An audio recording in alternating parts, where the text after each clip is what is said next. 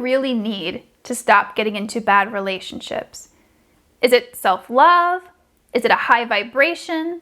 Is it learning how to trust your gut? Based on my experience, there are actually two things that you need to stop getting into bad relationships. The first one being the ability to see the red flags, to know that something is a red flag, and number two, the ability to stop justifying them, to stop excusing them, to stop trying to make it work when the serious red flags are present. So that's what I'm talking about today. How you do this, and once you see the red flags, how to stop justifying them. If you are new here, welcome. I'm so happy to have you here. My name is Lindsay and I am the Real Love Alchemist. I help women go from bad relationships to real love with the magic of subconscious work. So you guys, when I say magic, it is legit magic. I actually was talking to a client yesterday who I was working with who went from being so scared and anxious to get back into the dating world because of some abusive relationships she was in. And now she's feeling so much better. She's out there dating, having a great time. And she said to me, you know what, I don't know what's happening, but so many amazing things are happening in my life. I feel so much better. Everything that I have been dreaming of is happening for me now. So it really feels like magic. If you're interested in this kind of work, click on the link in the description to check it out.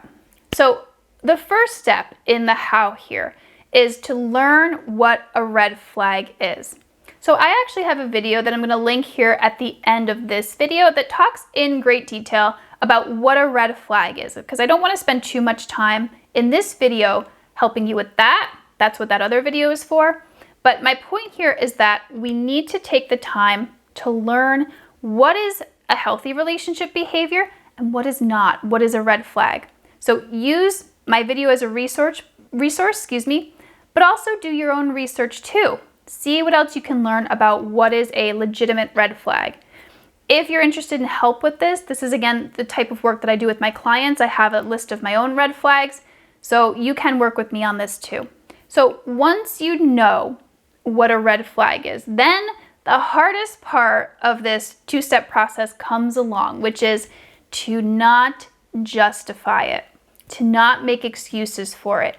Even if you think that you know why, even if you have empathy for this person, even if you can understand exactly where they're coming from, or are you at least familiar with where they're coming from.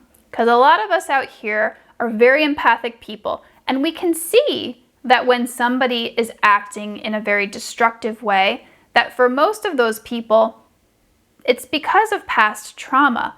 And so we know, because we have our own trauma, we know what that's like. So we think, oh yeah, they are feeling this way, they are acting this way because they've been hurt in the past. And I understand that, and I just need to stay here and be a healing force for them. Something like that is what a lot of us think, and that's what we need to stop. A red flag is a giant stop sign that says, hold on, pause right here. This could be very bad. Once we see that red flag, that stop sign, then we can take a second, or maybe even longer, and decide how we want to proceed, what we want to do next. And what you can do here, when you see that red flag, is you can take action. And that's what I'm going to be going into really deeply here today. What does this action mean? What does it look like? So let's get into it. The first step here is you communicate about it.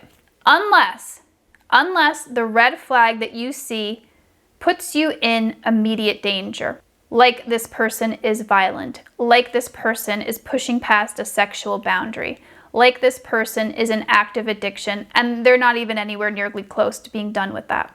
So like for me, when I have a list of red flags, they're not all the same. Some are more intense, and some, when you see them, you bail right away, that's it. But some, you can do something about. And that something is to communicate. So let's say, for example, you're dating someone and all of a sudden they get triggered and you're just like walking down the street here and they start shouting and cursing and kicking stuff. We could say that that's a red flag. And so if in that moment you decide, hey, you know what, this is not for me, I'm out of here, this is my personal red flag, you'd be completely justified in doing so. You can, at that point, just walk away. What you can also do is you can express that you felt a certain way about it. Maybe you felt hurt, maybe you felt scared, and you would say that to this person. You would say something like, hey, can I share something with you? When you started shouting or yelling or you were kicking something, I felt really scared. Shouting in a conflict is a deal breaker for me.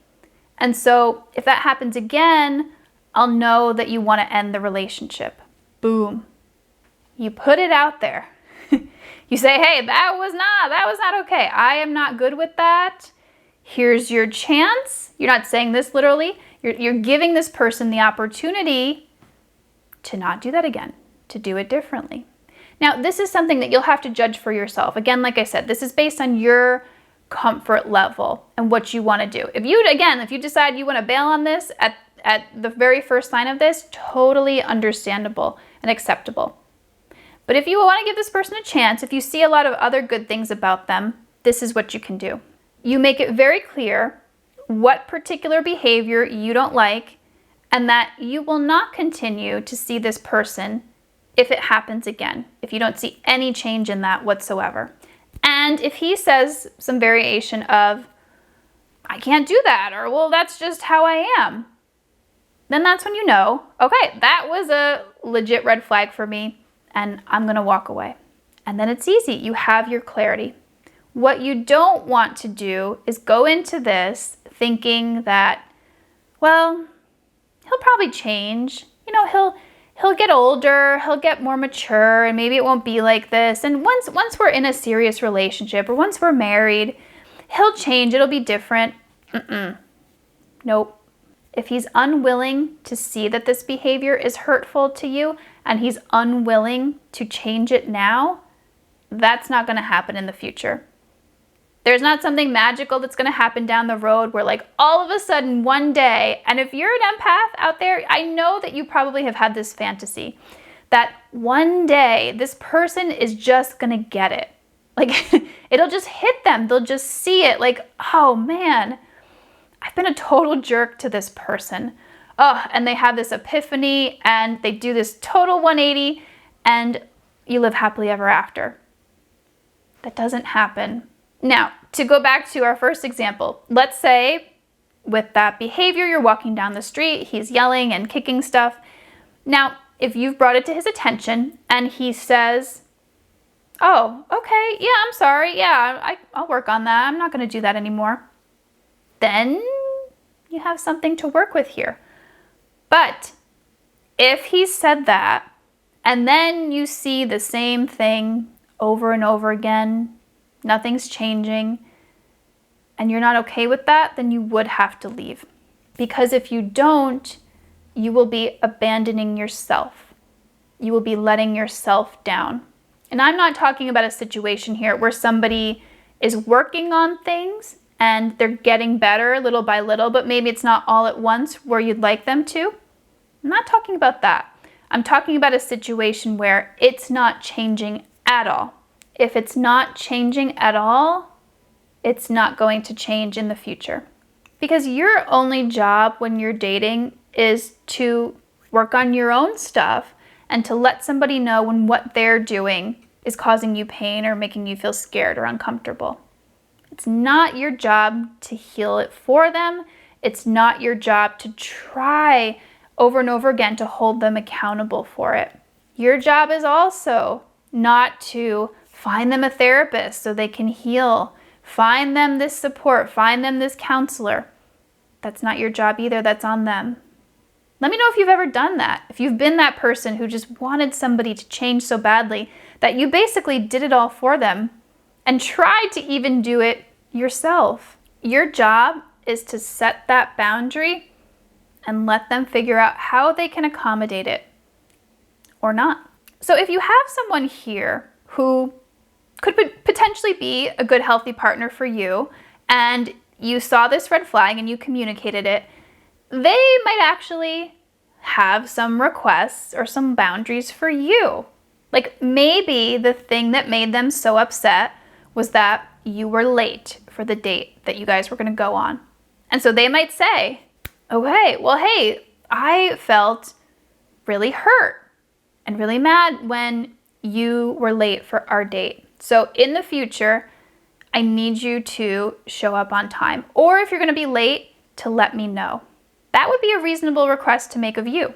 So the main takeaway here from this video is to not excuse or just wash away those red flags when you see them, but to take action when you do.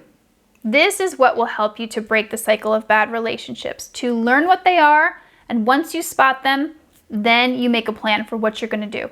Like I said earlier, some red flags you see, you're going to want to immediately walk away from. They're too dangerous, you just don't want to do it. And some, you might want to communicate to your partner what's going on or to the person you're dating and see what they do. And also know here that at any time, you are free and justified in walking away from a relationship. If it's not working for you and you don't feel comfortable, you don't feel safe, the relationship is too painful for you, that's it. Walk away. You don't need to justify it. You are free to do whatever works for you. Here is the video I was telling you about where I am going deep into what red flags are. So check that out.